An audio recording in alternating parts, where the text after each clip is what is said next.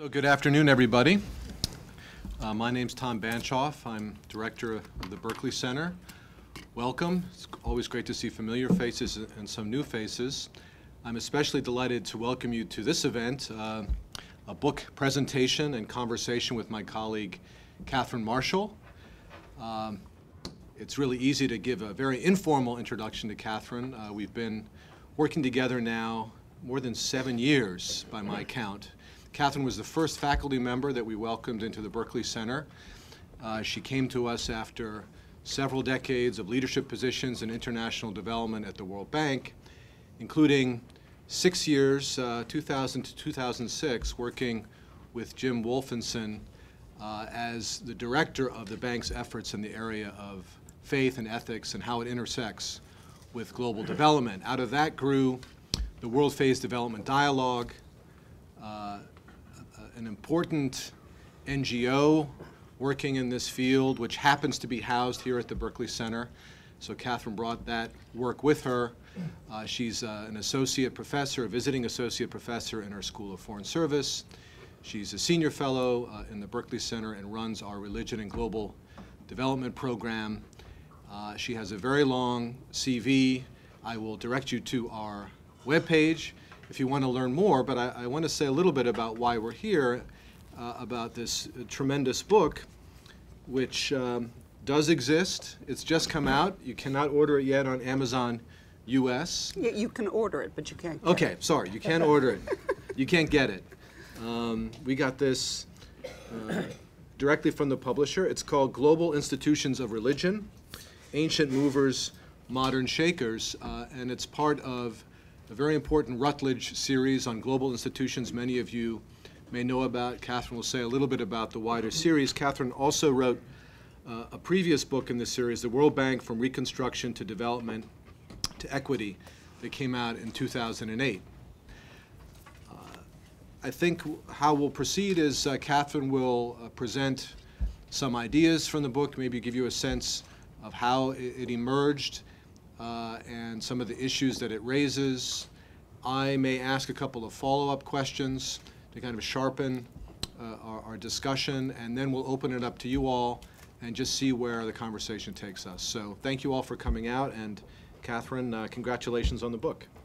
Thank you. As I said earlier, I'm very happy to see it out because now I can't touch it anymore. Second edition. What I thought I would do is first to tell you a little bit about the journey that's taken to this book and the context within which it is presented, but also the way that we see what it is we're trying to do with the book. Tell a little bit about what's in it, and then highlight some of the issues that are actually highlighted in the final chapter of the book. I describe the discovery of the worlds of religion, but also religion and development as a journey. It started when the president of the World Bank, Jim Wolfenson, really completely out of the blue and for reasons that I don't know, asked me to help him with an initiative he'd started in 1998 with the Archbishop of Canterbury. But it involved Etchegaray in the Vatican. It involved Prince Hassan of Jordan, the Aga Khan, Jeffrey Solomon, who heads the Bronfman Foundation, a number of other very senior leaders. And it came out of the sense that it made no sense that the worlds of religion, as exemplified by the Catholic Church, but Christian Aid and others, and the worlds of development, in this case represented by the World Bank, but also other parts of the United Nations system, seem to be at each other's throats at the height of the period of demonstrations and protests, when they should be working together, because these are the two largest constituencies in the world that care deeply about the problems of poverty and of the world. And so they got together. And Jim Wolfenson was also motivated by something he says again and again to this day, that with such a large part of healthcare and education provided by religious institutions, and these being central to what the development world sees as human capabilities and human development, why on earth are these two worlds not communicating. I think an interesting last point that came out in spots over Wolfenson's engagement with the issue, but also for me has become very central, is the ethical dimensions. And there I think one of the interesting parts is that you do have a tendency when you get engaged with religious figures, and I would even put it with the Supreme Court discussions today, to see things sort of framed as we are more ethical than you. And Wolfenson, and I would share this, will say very categorically, we cede the ethical high ground to no one.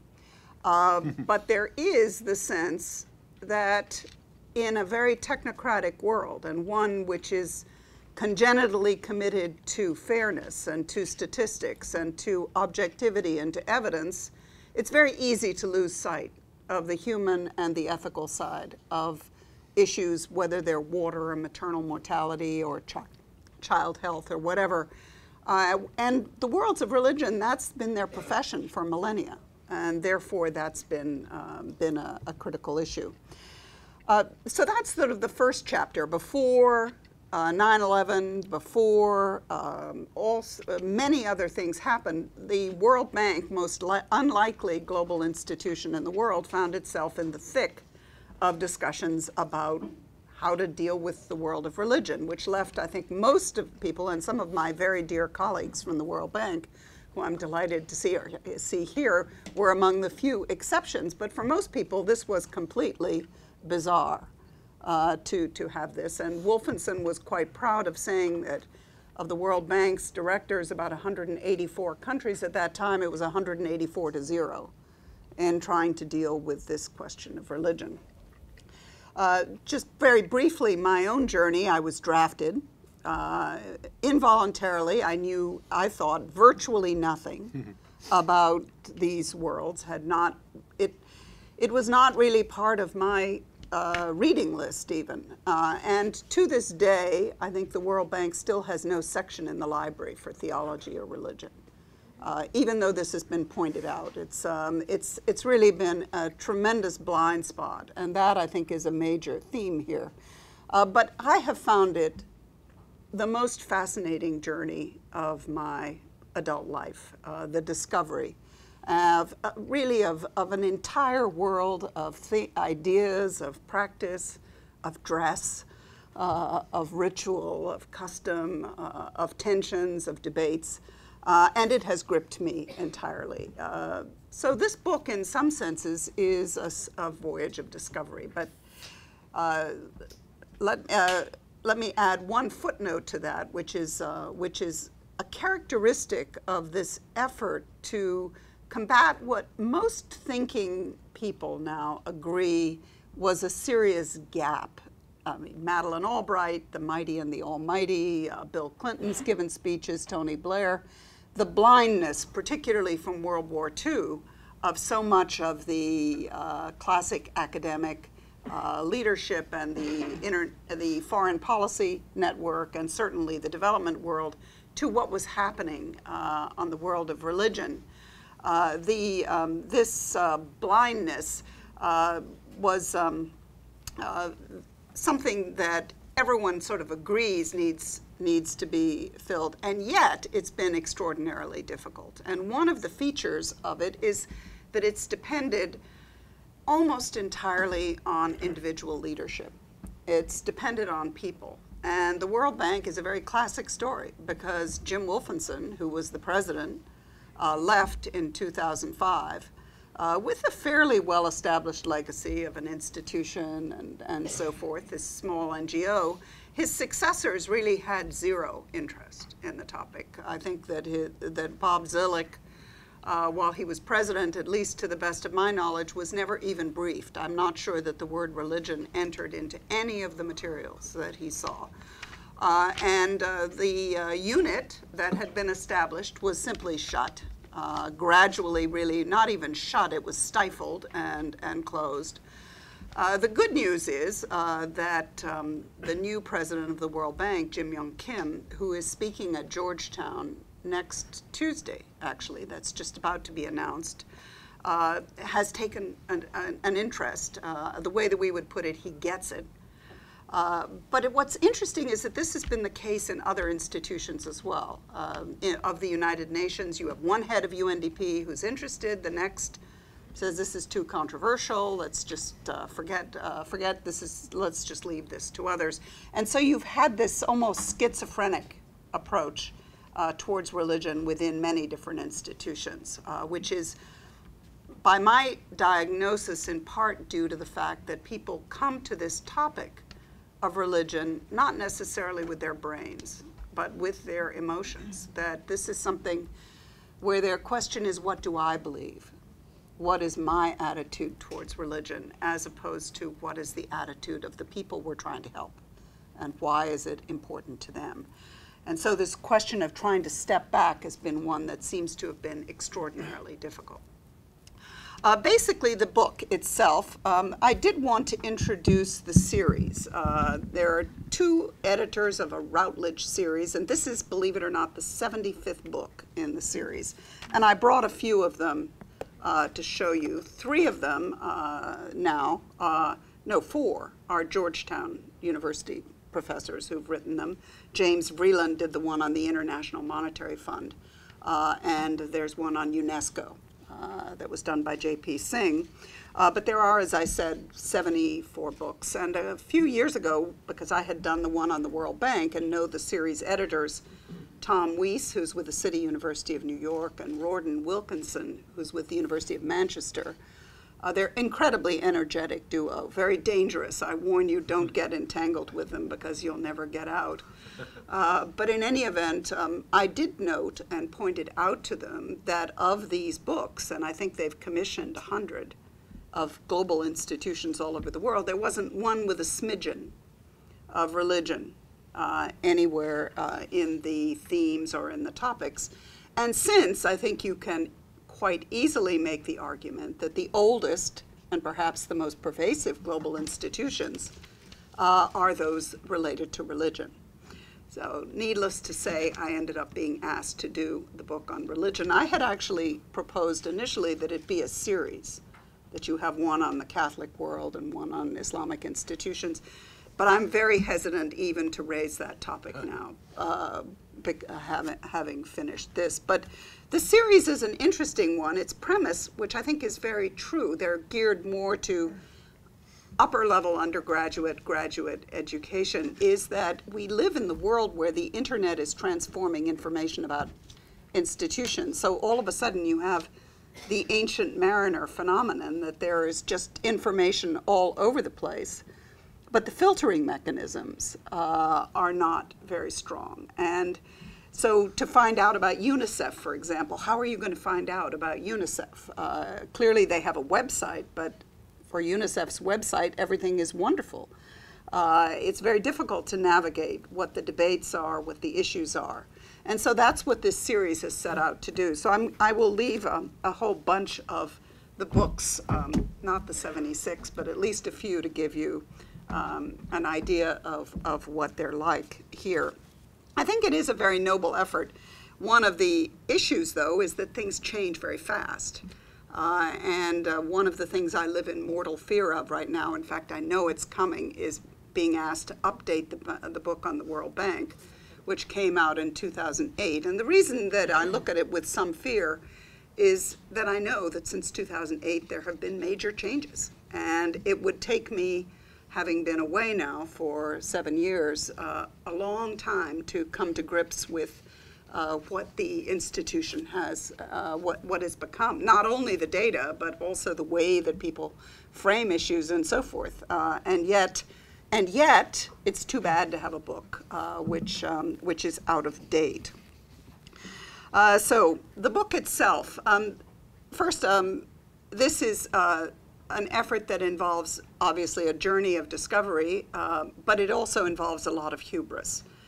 Because the institutional framework of the worlds of religion is unbelievably complicated. And at least I discovered nothing that gave me very much guidance in trying to look at it as a whole. In fact, one problem we had was in trying to say who could review the book as a whole. And there are very few people who have looked at it. What I did do is that I limited it in one way very explicitly, and I hope people hear that, which is this is not about religion. It's not about the ideas of religion. It's not about beliefs. It's leaving that completely aside, and it is about governance. It is about how does it work. And it did, in part, arise from my discussions in the World Bank. I remember one discussion that I had with the management team, in other words, all the senior people in the World Bank working on Latin America, where I gave a presentation which said this is the world of religion. It's why it's important for health, why it's important for gangs, why it's important for the urbanization process, why it's relevant for equity issues, why it's relevant for child mortality, for families, and for family breakdown, for street children, you name it, for all of these different issues. And we got to a point as we went around with a discussion of very senior people from the region and from other parts of the world, where you could see that they got it. They said, yes, this is something we've ignored. We've ignored it systematically. But then they said, where do I start? What is the Catholic Bishop Conference? I have no idea. Why is it a conference?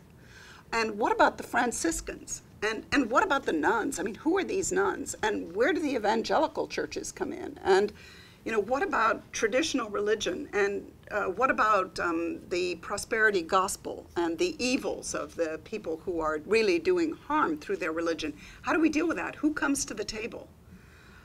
So they didn't know really where to start. And in many senses, this book is about that. And it is about something which I think is a Berkley Center theme, which is religious literacy.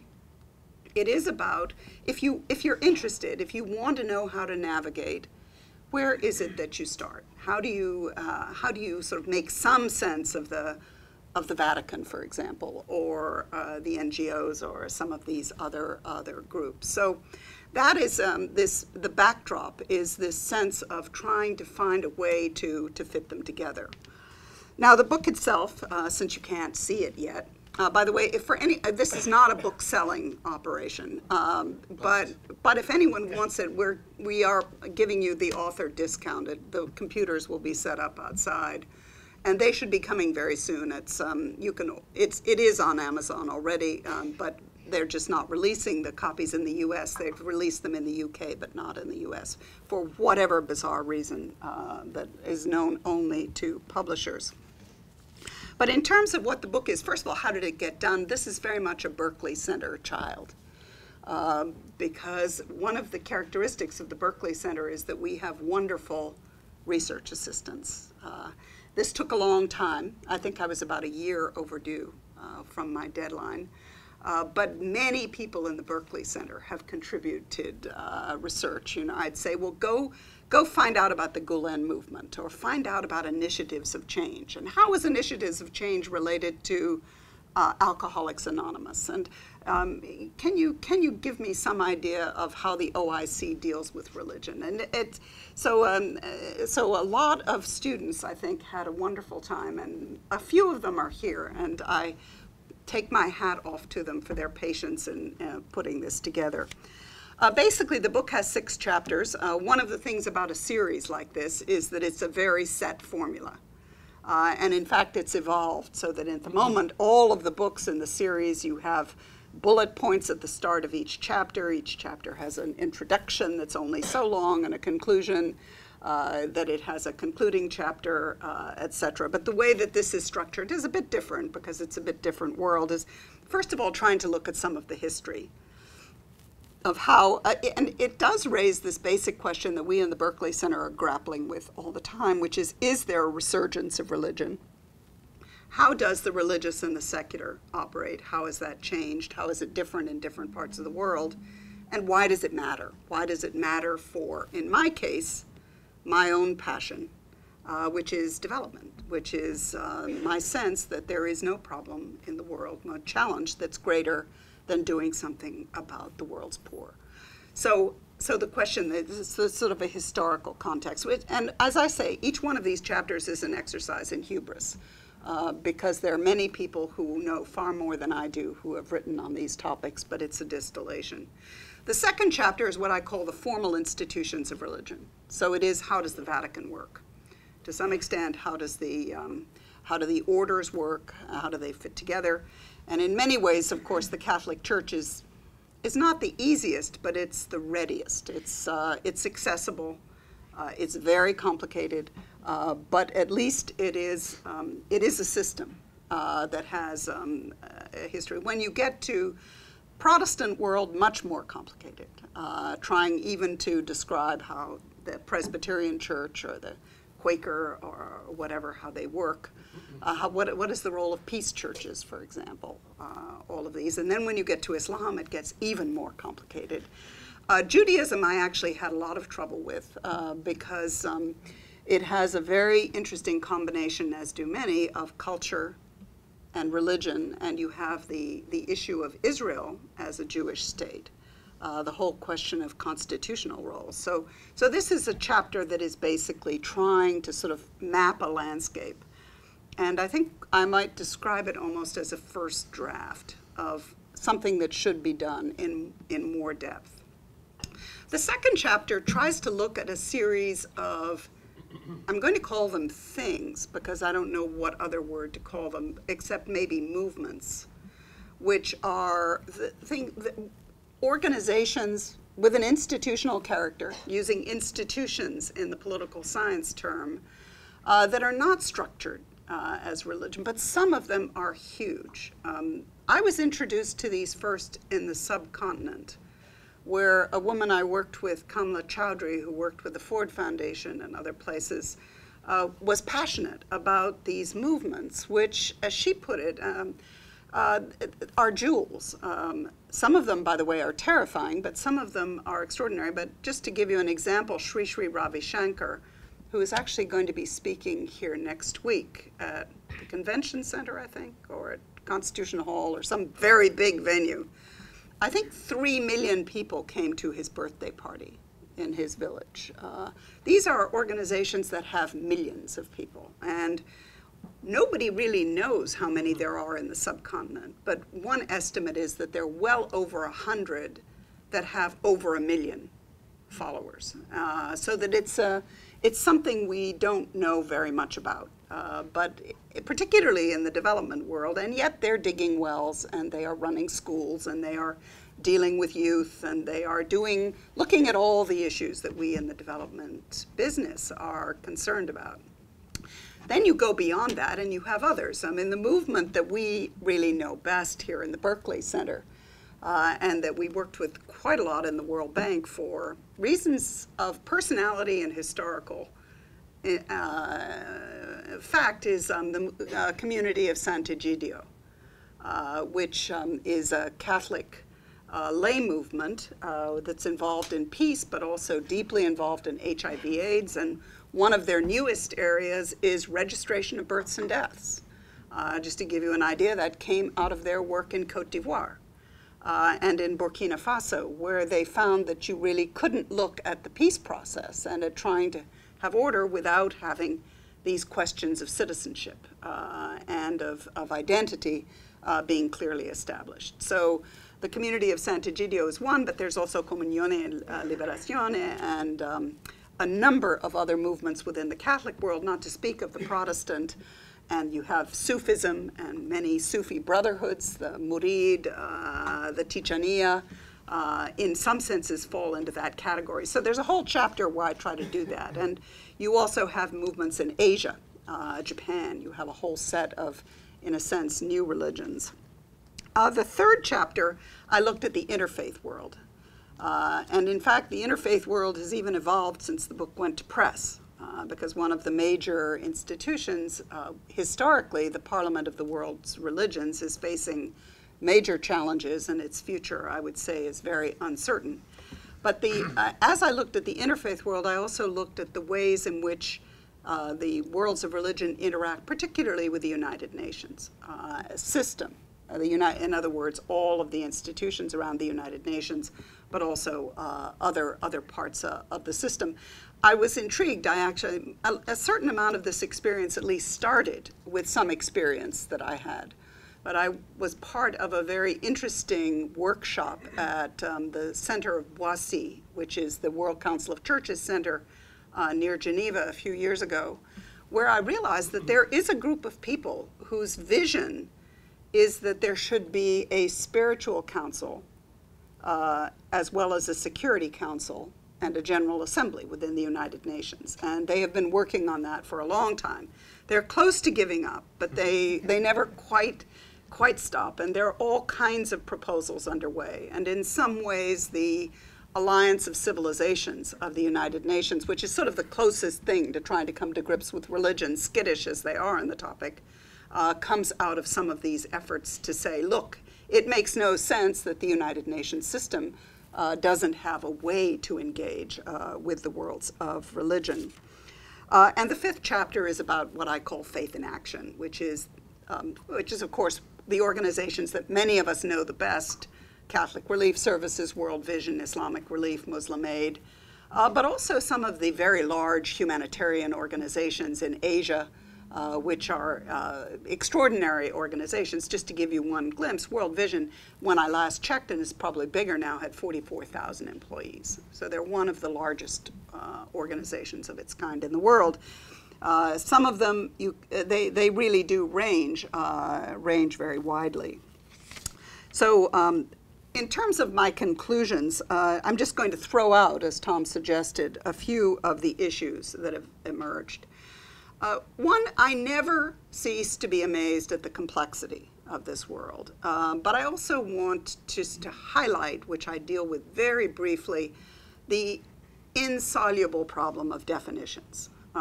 People could spend half their lives arguing about what's religion, and it's a common critique of some of our work that you haven't really defined religion.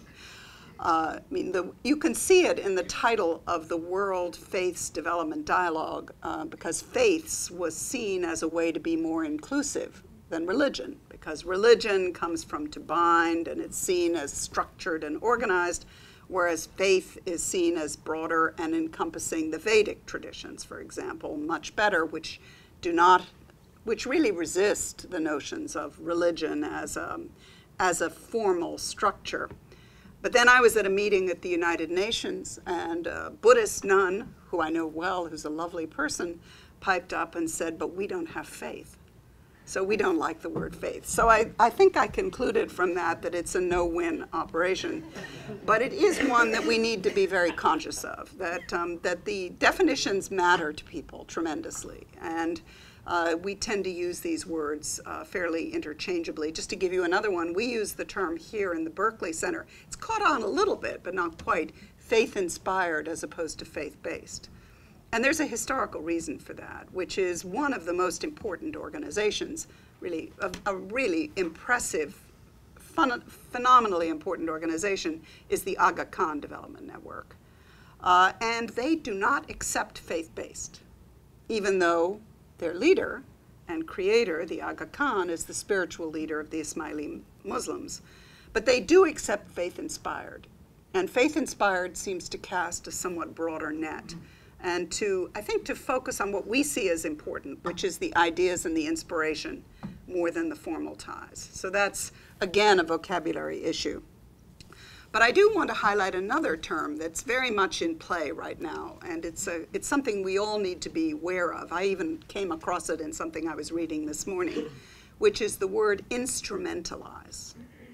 And what that suggests is something that development actors are very fond of doing, which is to say we can use religion to spread messages about hand washing and so forth.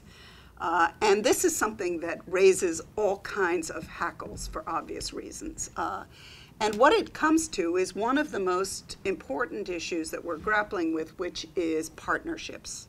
How do you have a dialogue? By the way, dialogue in the World Bank is a pretty bad word because it usually is seen as meaning blah, blah. But within the world of religion, it is an age-old process that involves an openness to transformation. a willingness to listen, which we could all learn from. So anyway, dialogue and instrumentalize, these are sort of touchstones, but that are an illustration. But what we're looking for is partnerships. So I'm going to highlight a few of the issues that have emerged. I think probably the one that I conclude, and I'm actually speaking on this tomorrow for my sins, is the question of women and gender, and extending to LGBT. What is fascinating is that if you talk to people from the worlds of religions, they really do see themselves as defenders of women. And yet, you search Caritas in Veritate, which is the latest encyclical, which touches on development issues, it has almost nothing on the role of women. There's a tremendous ambivalence about what, in many ways, for the development world, at least in theory, is the most fundamental change of the 21st century, which is a change in the relationship between men and women, and thus changes in the nature of the family. And it's an issue on which we need to have an exploration and a dialogue. Because it is so important. And it takes us, obviously, to reproductive health rights. It takes us to questions of authority. It takes us to questions of style. It takes us to questions of what agendas we hear, because we know that when we listen to women, we hear different agendas. So this whole question of how to deal with issues of relationships between men and women in the family is one, I think, that we see as very high on the priority list of what we'd like to do more on in the Berkley Center. A second issue, particularly when you start from development, but also when you look at issues of security in the world, of human security, is financial flows. How does money flow? We obviously have the problem of the Patriot Act, but we also have a very large world of philanthropy and of financial flows which is very poorly known. We use the word mapping, where I call it journalistic mapping. You know, who, what, where, why, how much, for what purpose, the basic questions of what are the facts, ma'am? Please give me all the facts. That on the financial side, this is one of the murkiest areas, and it's one we've barely tried to get into. A third issue is around human rights, and there, in many ways, the origins of the Universal Declaration of Human Rights, the principles of equality and human dignity, come very much out of the beliefs and the values of the world's religions. There was a consultation with some of the world's religious leaders, including Gandhi and so forth, by UNESCO as the Universal Declaration was being drafted. But as human rights become, as many people describe them, the religion of the United Nations, the sort of core principle, the central values, we're seeing quite a lot of backlash and quite a lot of questioning. Some of it spoken, a lot of it not spoken, about what human rights really involve. What does human dignity involve? That's one subject that Georgetown is investigating, but also what is the meaning of equality when you're dealing with religious freedom, when you're dealing with minorities? How are these issues really played out? And you're seeing a tension between views of traditional culture and the image, particularly, of unbridled human rights, which is a term that I've heard too often. As someone for whom human rights is not, I would not describe it as my religion, but I would describe it as very fundamental to my own core beliefs. I find this, I'm very uneasy to see this kind of a sotto voce debate. In other words, one which is not joined, which is behind the scenes. And I think it is one that we need to focus on. Turning to something much more practical, the issue of coordination comes up constantly. It is a major question. If you sort of see the development world as out of control, complicated, with new institutions all the time, and then you add the religious world, you can sort of see why people have just turned the page and said, I'm sorry, I can't cope with that. It's just too complicated. I describe it sometimes as the Milky Way in the constellation, because you have hundreds of thousands. I mean, we have one estimate that there are over 100,000 religiously linked or faith-inspired institutions dealing with health in Africa. I was looking at the estimates yesterday on NGOs in Haiti, which range, by the way. I mean, the ranges are phenomenal. and show you the knowledge issues we're dealing with, from 348, which is the government's official estimate of registered NGOs in Haiti, to I think the highest estimates are 100,000 when you actually get down to the mission. So you're dealing with an extraordinary range, and they're not part, most of them, of the aid coordination, aid harmonization processes, and frankly, this matters. It matters in different ways, in different places, but it matters. And the final issue we did in the Berkley Center, and it's partially reflected here, consultations in 6 regions of the world. And we also have focused on what are now probably about 12 topics that range from maternal mortality to energy access. In other words, sort of hard and soft and corruption and so forth. There's one issue that's come up in every single one of our discussions where we've brought people together and in many of the interviews that we've done, and that's proselytizing. And what it reflects is one of the reasons why the secular world is so uneasy about the world of religion. It's because of their understanding and misunderstanding of motivations, of what the organizations are about. And it's also the product of unfortunate experiences. In Cambodia, the phrase is knocking on the wrong doors. And by the way, they mean literally knocking on the wrong doors, because there are Latter-day Saints missionaries who are going door to door and knocking, and they knocked on some very angry minister's door there, but there are many other issues. And clearly these are issues of religious freedom and freedom of expression and freedom of assembly. But in the development world, they are also related to issues of power and the imbalance of power, which is most obvious when you're dealing with humanitarian crises and people have lost everything. But they're also clear throughout the development process, where you're essentially what development is about is the kind of world we're trying to help create. In other words, what are the values behind that world? And you have to deal with the issues of poverty. I was reading an article, a horrifying article yesterday, on something I had not even heard of before called grief evangelism.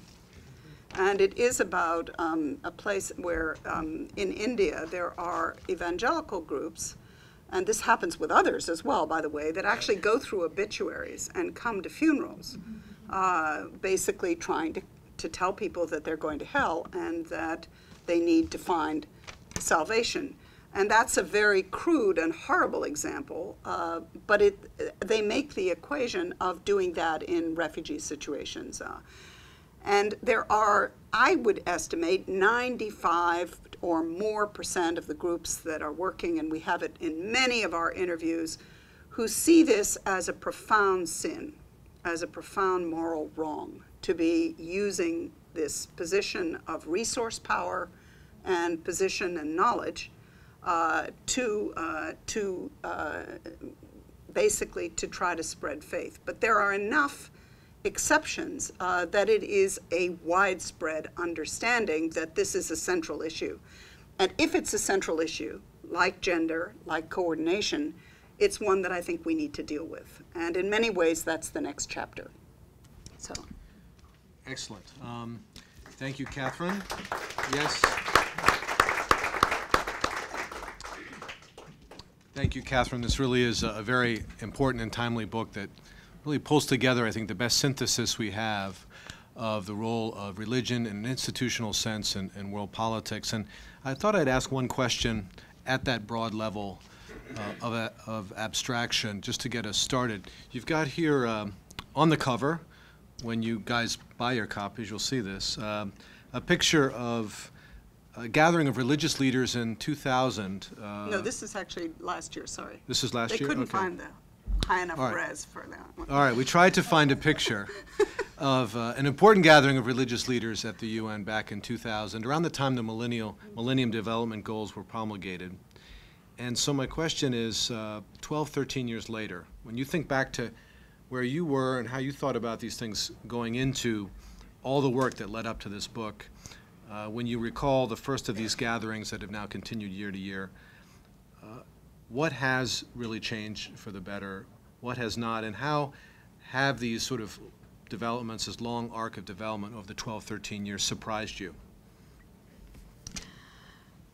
When Jim Wolfenson launched this effort with the Archbishop of Canterbury, one of the things he did was that he engaged a very high-powered consulting firm, Bain and Company, to do what probably was $1 million worth of pro bono work in planning for the creation of the World Faiths Development Dialogue. One of the things that was interesting was that they had no inkling that this was going to be controversial. It seemed, and there were meetings that involved people, that this was just straightforward. It was so obvious that this was a huge world with institutions that really belonged in the fold. So when this controversy broke out, it was a real shock and a surprise. And we had, I think, in the World Bank, partly because for ironic reasons, the World Bank was ahead of all the other UN agencies in doing any systematic thinking about these issues. We had the chance to talk to representatives of really 184 different countries and to try to get their attitudes. And we realized that this was something that was far more complicated and controversial than we'd realized. This is going back to 2000, even before 9/11 sort of changed the whole landscape. So I would say that it has been a constant surprise to me how difficult it is, that it does seem so sensible. And I think my conclusion is that people just don't have the vocabulary and the way of thinking about these issues.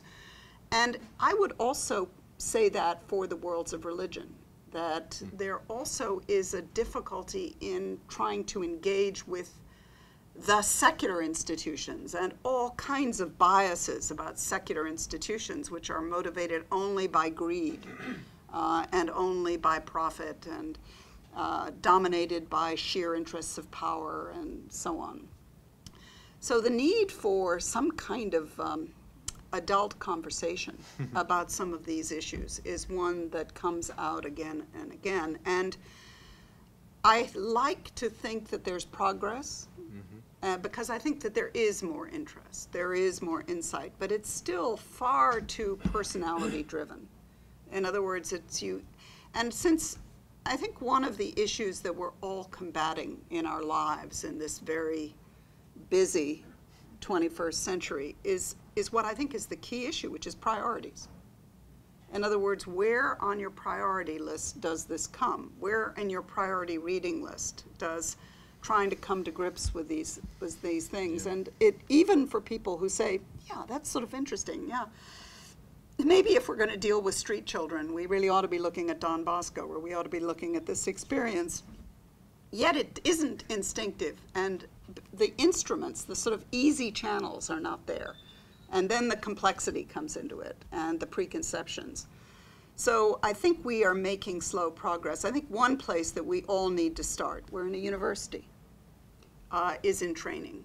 And certainly most of the international affairs and diplomacy programs in the world do not have any module on religion. It's been almost completely absent from these programs. And so I view it as really an exciting opportunity as well as a milestone that in the new master's degree in human development at Georgetown, one of the core courses, which all students are required to take in their first semester, is on politics, culture, and religion. Now that's a pretty broad field, but at least it's an integral part of the way that the students are being introduced to the different disciplines and the different ideas.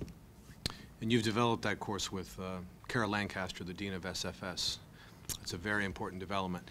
Let's open it up now. We've got about half an hour for conversation. We have a mic, where we're going to take one of these mics and distribute it around the room. I'd ask you to raise your hand and very briefly introduce yourself and pose a question or make a short statement to get the discussion going.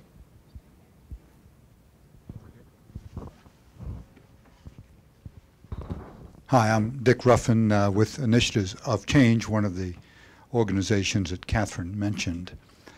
Katherine, I'd like you to comment on what I think is a big conundrum. That is that we have all learned to distrust large institutions be it Congress, big business, but also big religious organizations sometimes. And I think the younger generation has got its nose in the right place when it brings this suspicion of big institutions. So we go through the big Great Recession, and what happens? We all say we've got to break down the banks, we've got to make them smaller because these big institutions are unmanageable, and what do we have? Bigger institutions. The problem is, the conundrum really, is that we don't have any other way to work except through these institutions. So we're distrusting them, but at the same time we don't have an alternative.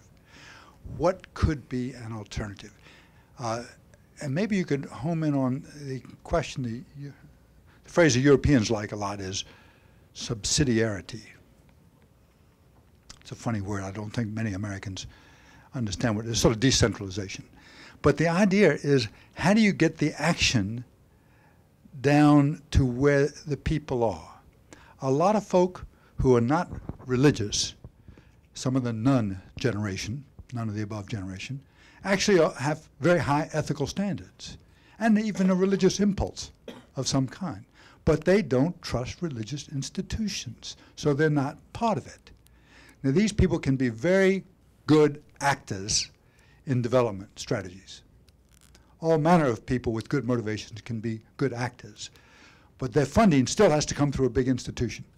So that's the conundrum. How do we decentralize using the institutions we must have and yet get away from the very good reasons that exist for not trusting institutions? It's an important conundrum, and I don't have a clear answer. Let me try to address it maybe with 3 comments. One is that all of this is deeply affected by the internet revolution and the information revolution, which of course is also transforming religion. Those of you who are interested, I don't know if it's up yet, but we'll soon have a talk a week ago, just over a week ago, with Paul Rauschenbusch, who's the religion editor of the Huffington Post, who talked about how the internet is transforming religion and how religious institutions really are being transformed by the internet. But of course what it means is the instant access that's growing so fast to the knowledge base and the explosion of actors and the potential for exchange and for connections and for dialogue, which I think is also contributing particularly to institutions that seem ossified and unresponsive. So I think that that's a part of it, and I think the point is that it's affecting religious institutions as much as others. I have one little box. By the way, I love boxes because they're sort of vignettes, and I also have the hope that people will leaf through and sort of find something that they're interested in. But one of them is on Amr Khalid, who is an Egyptian, basically he started as a televangelist, but I track him on Facebook, and he's up to 5 million followers on Facebook. I think that's around what he is. But so these people have phenomenal capacity to influence, but he's completely outside of the normal institutional structure. So they're new institutions, and in some ways that's what this movement issue is about. So the second point that I think is relevant is that I think again, this comes down to articles of faith.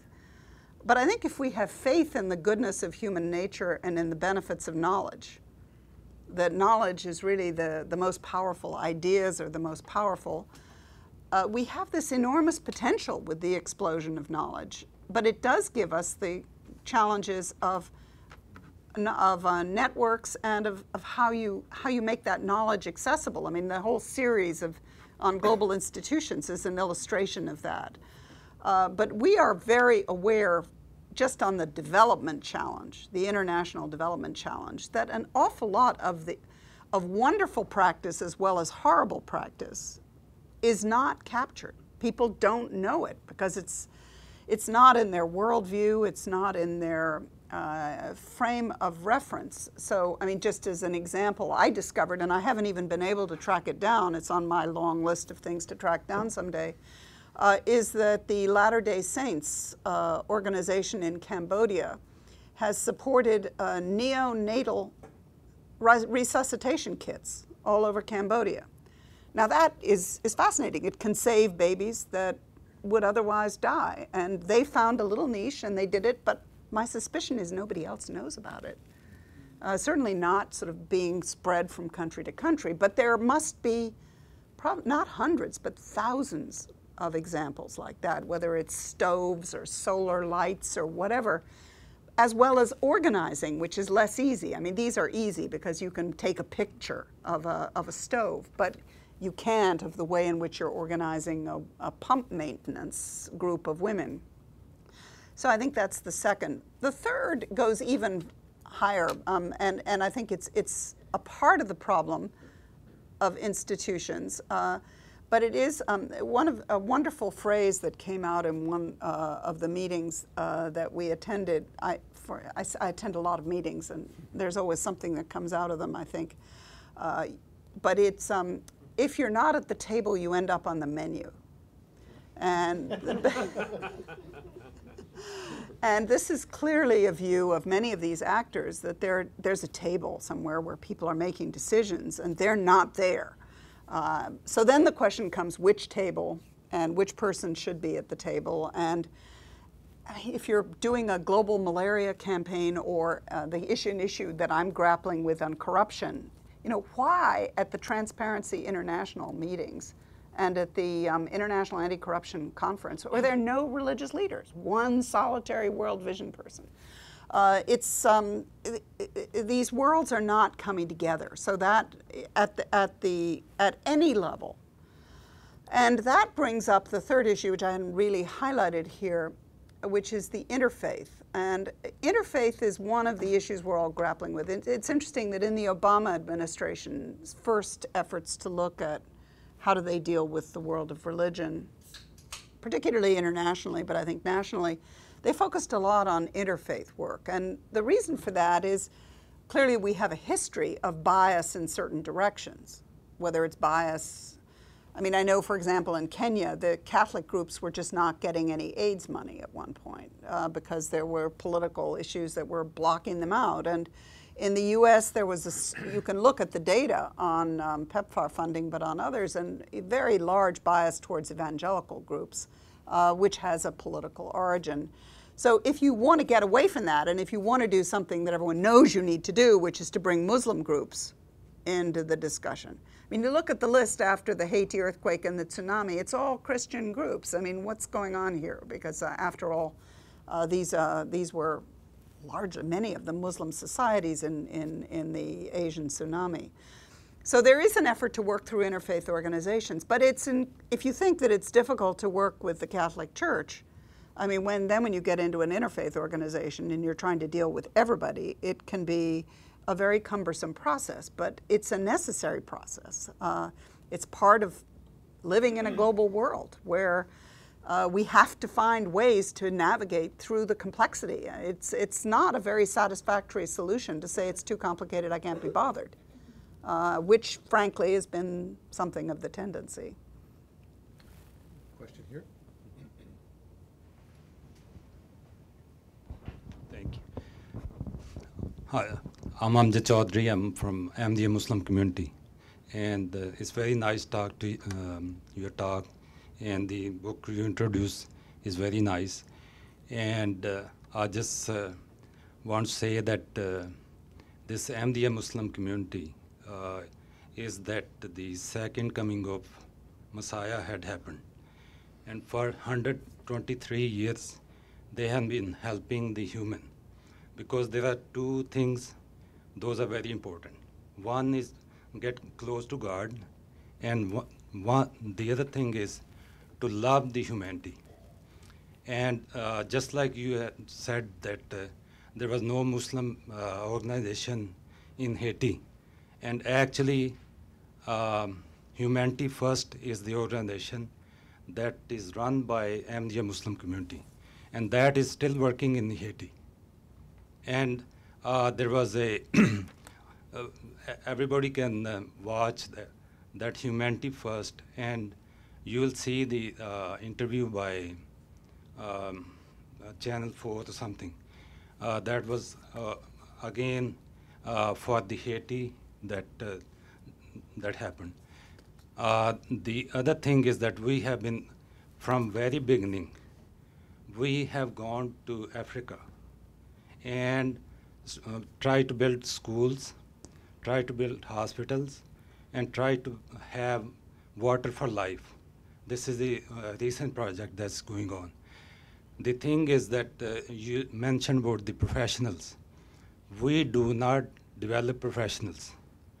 We have volunteer work that is going into that. And you'll be surprised that we have, I think 93% of your contribution will go to the victims. So in other way, this is how this volunteer team is building up. The thing is that... Do you have a question? Or? Yes, I have a question. The thing you mentioned about the religion and the faith, yes, the religion is there, and the faith comes along with that because the subdivision of the faith. The thing is that at this time, you can get to some faith and maybe work on the that how we can combine the faith. There are interfaith dialogues that are going on all over the world, and so this is my comment on this. Maybe you mentioned a lot of interesting things. One is this issue of professionalization, which relates back to the question of institutions. You didn't touch on that in your talk, but how important is the lack of professionalization within religious communities, or put more positively, the reliance on volunteers as an explanation for the failure of a connection with the development world? Well, because there are quite a few people who are either World Bank alumni or current World Bank, I'll start with the World Bank analogy. One comment somebody made to me once is, you take an opinion and I'll find somebody in the World Bank who holds that opinion. In other words, an extraordinary variety of views. And the same is true in the world of religion. You have some of the most professional institutions that exist in the development world. I mean, the Aga Khan network is not to be beat by anyone.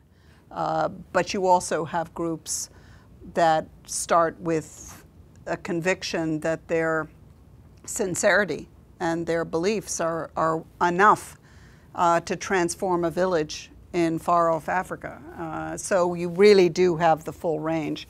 One of the current topics that people are grappling with is that many of the larger organizations and some of the larger sort of NGOs are actually religiously linked. I don't know how many of you know that Habitat has a strong, is a Christian organization without ambiguity. And obviously we have CRS and World Vision, ADRA, a number of others that are very large organizations. And in many ways, if you look at their materials, you can't tell that they're any different from CARE or Oxfam or Save the Children. They're very professionalized. And there's a concern about that because they feel that they are losing some of their vision and their character by, as they would see it, being forced to mask some of the beliefs that unite them. And as we know, because we're involved in the process, that Habitat at this point is going through a process of discernment, is a vocabulary word they use, or of reflection 35 years after their foundation. They want to remain a Christian organization, but how is it that they do it? I think another issue that is important and that relates to this, maybe two issues. One is the very heavy use of by some organizations of volunteers, which you had mentioned. And volunteers has a positive and a negative side. It has obviously the positive side of engagement and empowerment and bringing costs down, a lot of other issues. But it also can mean that you have a group that's in flux, that's changing all the time, that don't have the commitment that comes from having a real commitment to an organization. So how do you manage volunteers? And that gets even more complicated. One of the strongest assets, we know this, I mean, in the development world, you know, community-driven development, CDD is an acronym, and empowerment, those are two acronyms. And the subsidiarity point you mentioned, let's go to the lowest level possible and listen to the people. So you know that the community is important. And you also know that in communities, probably the largest infrastructure in most communities in the world, nobody's done a survey of this, but all you do is need to look with your eyes and you can see, has a religious link. But it's very complicated. And you know, the development world that I know loves order and likes you know, results focus and matrices and structure and organization. And the kinds of messiness that you get in communities with these kinds of organizations, which is the strength, is anathema. And so you have to find ways that people can have enough good spirit and have enough faith that they're prepared to look at things in a different way and to try, by looking at things in a different way, to learn something and therefore to be open to transformation, to be open to seeing things differently. Let's see, we have a question that's come up here to the front. And then Nick has a question. Yeah. Then we'll come back to you. Thank you, Catherine. I'm Chloe Schwenke from Freedom House. I'm interested in just the character of the dialogue that happens between the faith communities and the I guess you'd call it the human rights community. My experience in the governance sense is that the human rights community is mostly focused on the legal constructs around human rights. There's not a whole lot of articulation of any of the ethical values behind the human rights dialogue, and I'm wondering to what sense you've been able to see any productive and successful, those are big terms, dialogues happening between the human rights community in a really sort of ethical sense, a deeper sense, and the religious community. Are there examples you can cite of where this dialogue actually has gotten to grips with some real issues and made some real progress in terms of governance and how governance ought to be structured? Well, maybe I'll let Tom actually answer this in a minute, but because we had Ken Roth of Human Rights Watch who gave a talk at Georgetown, and you've co-edited a book which is really on this topic. I think this question of how you deal with values and ethics is really at the nub of what it is we're trying to come to grips with. And these are not easy questions. Let's accept that. I mean, the issues of gender relations are not easy.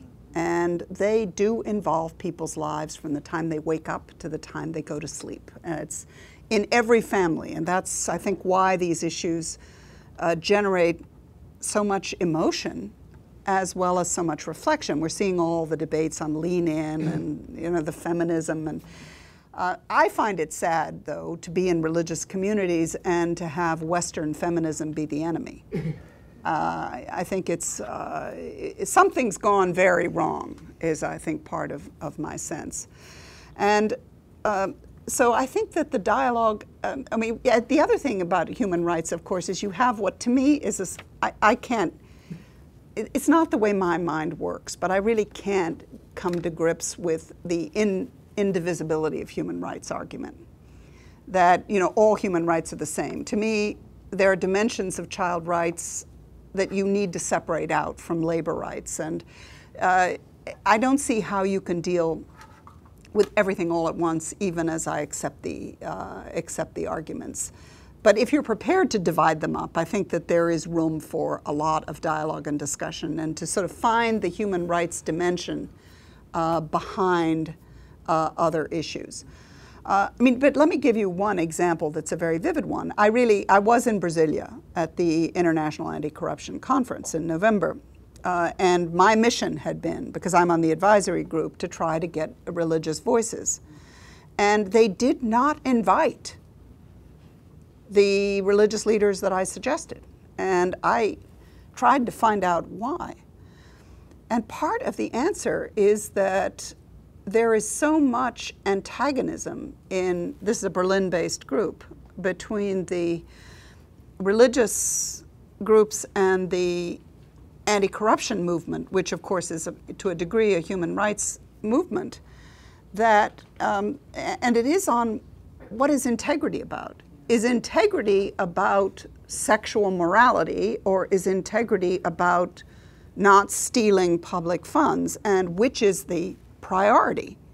And how do you come to terms with that? How do you come to terms with the fact that in life you're dealing with trade-offs and you're dealing with complexities? And so I think we all know, I mean, I had a very interesting discussion with someone from a group that is very far from my philosophy, that really sees gay rights as the destruction of the family. And I found myself, because some of my colleagues in the Berkley Center encouraged me to speak to this woman, trying to find if there was some common ground. And interestingly, we did find some common ground. We found common ground on the issue of orphan care and issues around orphanages. And if we had time and space, had we but time enough and space, we could find a way to have a discussion that might lead you into maternal mortality, that might lead you into teenage marriage, child marriage, into some of the issues of basic human rights. But there's very rarely time to do that in our polarized and antagonistic world. So I think that there is a real need for a joining of these human rights issues. And I think the proselytizing issue, which deals with religious freedom, which deals with freedom of assembly, which deals with, is by far the best opening issue. Another one is the orphan issue, which is one that's, I don't have time to go into it, but it's a fascinating issue that offers all kinds of openings. Since Katherine invited me, just a word. She mentioned we had Ken Roth here. We invited him to give a talk. He's the head of Human Rights Watch. Right, the founder, right? Founder. The head of Human Rights Watch. One of the leaders in the field, and we gave him a topic, religion and the politics of human rights. And he gave a great talk, but just before he went on stage, he came over to me and said, I've never given a talk on this. He said, I've never even thought about this issue. And I'm sure he wouldn't mind me repeating that. And I think we've made some progress in at least getting people to think about the intersection, and it's not an easy one. It's not a case of those who care about faith and values against those who don't. The problem is, as Katherine said, that a lot of the values held by the human rights community conflict with the values held by some religious communities, not just around issues of family and sexuality, but approaches to tradition, to authority. But what you find when you look closer is that there are running debates within religious communities, that there's also not consensus there. And as you encourage debate within religious communities about those values, you find there are new points of connection with human rights and other more secular organizations. That's the kind of dialogue we're trying to foster here at Georgetown. Let's get in a couple more questions. We had a person here and in the back, and then we'll see if we have time. Catherine, Yeah. very interesting. My name is Nick Kraft. I used to work with World Bank and with Catherine for a long time. Two comments, questions. One is to do with the coming together of development institutions and religions. It's always struck me, and you alluded to this right at the beginning, that in somewhere like Africa, where probably half education and health is provided by religious organizations such as the bank, UNICEF, whatever, deal with the government, talk about education policy, health policy, and provide funding to the 50% that is under the control of the government, and the other 50% is just left out altogether. But the problem, of course, as you well know, is in the details. If the bank or other organizations wanted to fund the churches and some of these issues, the question is, you're using public money coming from the US Congress, from UK, whatever. And of course, the religions don't have audited books for the most part. You put funding in, you trust that it's done okay, but ultimately you cannot report back and say, we provided X million dollars, it was used this way, and, as you say, some sort of line of auditing of accounts. The question and it goes more than that also, but just using that as an example. Whether you've given any thought to, trying to do in a sort of part of a country or somewhere, a pilot where actually, there could be a coming together of the religions and the development institutions to actually try to overcome this kind of issue. Because until you do, I think we'll go on talking and never actually resolving it. And the other, I wanted to give one example. In Afghanistan, when I was there, an Afghan came to me with, I thought, an eminently sensible proposal, which was an Afghan proposal, and he came to the World Bank for funding, had seen USAID and others, and what it was trying to set up a training center to bring mullahs in from different parts of Afghanistan and allow a dialogue and a conversation and not a retraining, because that has a negative turn to it, but trying to sort of look at how you might educate these people better, that, on things like the role of women, that, whatever it might be, terrorism or different interpretations of the Quran. I mean, I thought it was an excellent, I think I sent the guy to see you actually. Yes. And, USAID and others gave up on him. I mean, extremely sensible idea, but of course no one able to fund it. And whether you have any thoughts on that too. Yeah. First I completely agree with you, and it really jibes with one of our senses operationally, both in our Berkley Center program and in the World Faiths Development Dialogue, that until we come to a country level, this becomes around abstractions. And some of it, malaria programs, you can get somewhere, but when you're dealing with corruption, you really need to be dealing with Kenya. And you really need to be dealing with a very specific situation in order to see how the religious leaders might give better, clearer messages, or might go to their parishioners and say something, etc. So the country level focus is very important. And so the question of how the funding works really, and you know the bank's religion as well as I do, we follow the system in the country. There are a number of countries which, of course, do have funding of religiously linked health systems and education systems in all sorts of different ways. The question is whether it's done in a thoughtful and a purposeful way. The evaluation issue, yeah, I mean, that's one we hear all the time. And one of the common phrases, I was at one meeting of a huge group of Catholic groups, and the constant cry was, we are too busy helping the poor and saving lives to fill out these stupid forms. And we just, and the basic answer that comes back to them is, sorry, you've got to do this. And I think the challenge, which I would love to get my fingers on, is trying to develop reporting systems and accounting systems that are not increasingly complicated, but that are actually useful to someone. And with handheld computers and cell phones, there's no reason on God's earth why you can't do that. And there's some wonderful examples. I mean, I saw some in Compassion International, which is a wonderful child sponsorship, child organization. They had fantastic, simple bookkeeping that everyone was able to do. So I think that that's an area that's very doable. So the question then of the hang-ups, I don't know how to deal with the hang-ups except to keep on trying to say, look, and part of it is, I think one of the dangers, and this is something that's one of my bugaboos at this point, I really don't think you can talk about a faith sector any more than you can talk about people of faith versus people not of faith, sort of the sheep and goats approach, which is very common. I think people are very complicated, and their views towards their values and their faith, if you don't give the credit for that. And so the idea that, if anything smacks of religion, you've got to leave it aside, is really a product of fear of religion, of bias. And that's, I think, what all this information is about, what our efforts to focus on knowledge and teaching and dialogue. It comes back to what I said about the group from Latin America, which, I just can't deal with religion because I don't even know where to start.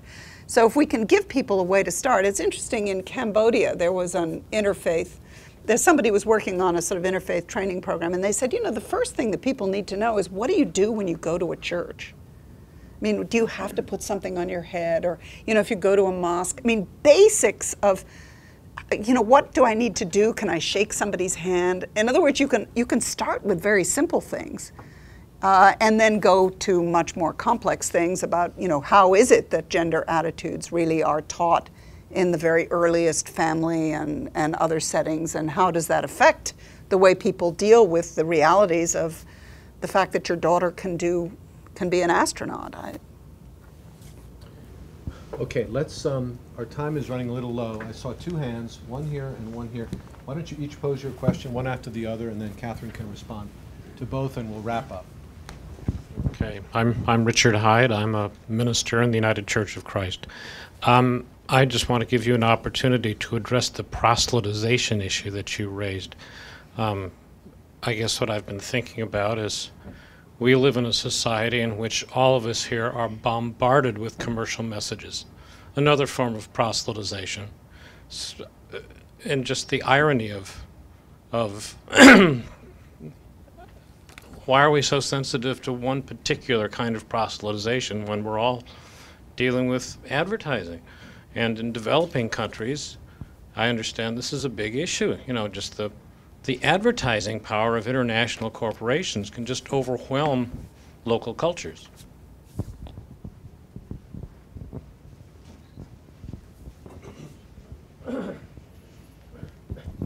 Thanks, Catherine. I really appreciated many of the things you said.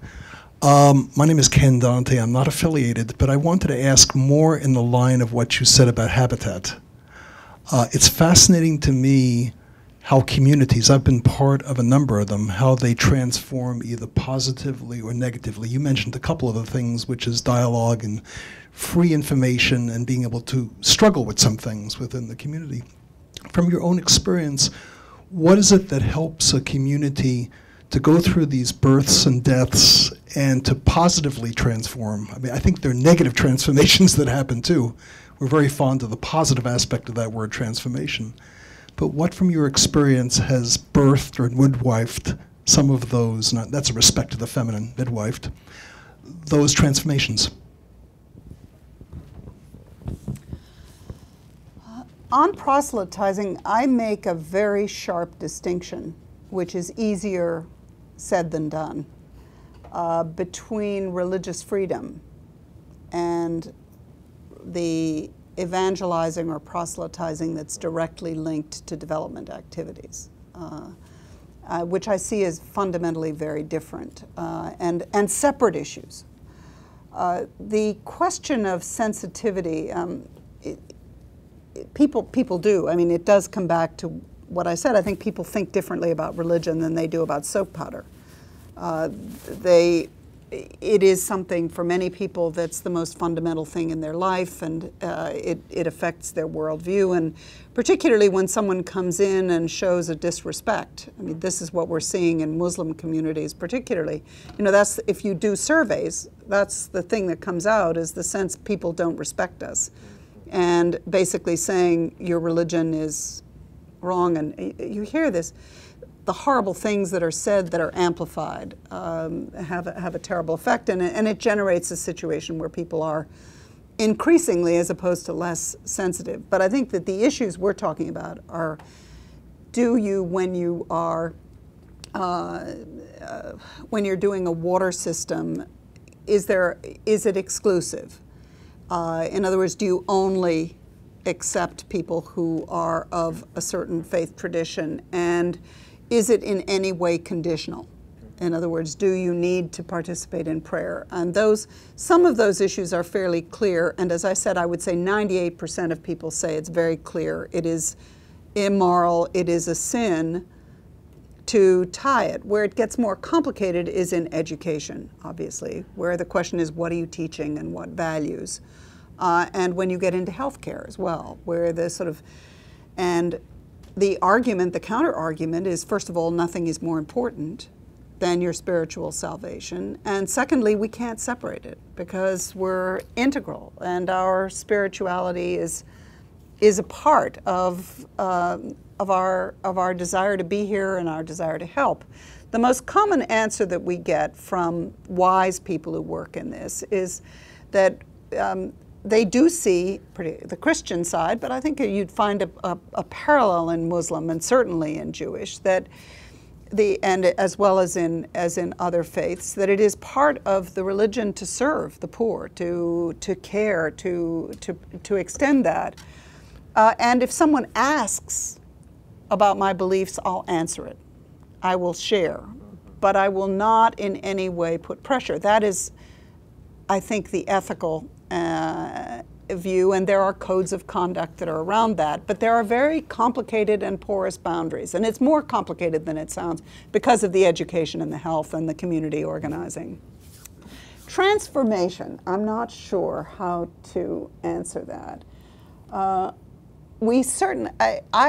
can say that what inspires me most from my 12-year plus journey, 14-year journey of discovery and of working with remarkable people is the individuals and the people. And the openness in reflecting on life's most complicated questions, often in very creative and thoughtful ways. The sense of recognizing, of self-insight. I've had a hard time, I must say, really understanding some views that you hear from in the Buddhist teachings and to some extent from Ravi Shankar and really from the Brahma Kumaris, etc., which is to try to point people constantly inward and to say, unless you know yourself, unless you have